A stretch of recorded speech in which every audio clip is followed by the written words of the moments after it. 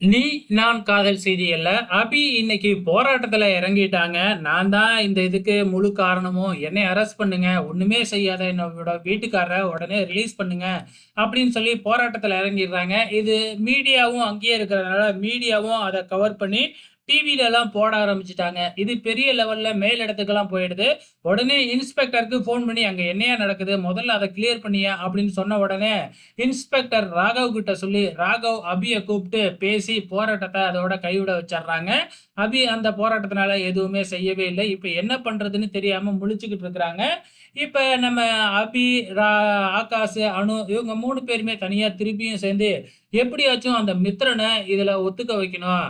உடனே மித்ரனை போய் பார்த்து எப்படியாச்சும் ஒத்துக்க வச்சுக்கலாம் அப்படின்னு சொல்லிட்டு கிளம்புறாங்க. ஆனா மித்ரனும் அவங்க பொண்ணும் அந்த வண்டியை ஃபாலோ பண்ணி நம்ம ஆகாஷும் போய்கிட்டு இருக்கிறாப்ல. ஆகாஷ், அபி. ஸோ ஒரு குடோன்குள்ள தான் அந்த வண்டி போகுது. ஆனா இவங்க 3 பேரும் போகல. என்ன அந்த குடோன்குள்ள தானே போயிருப்பாங்க. திருப்பி வந்துருவாங்கல்ல அப்படின்னு வெளியிலேயே வெயிட் பண்ணிக்கிட்டு இருக்காங்க. இதுக்கப்புறம் என்ன நடக்க போகுது அப்படிங்கிறத வெயிட் பண்ணி பார்க்கலாம்.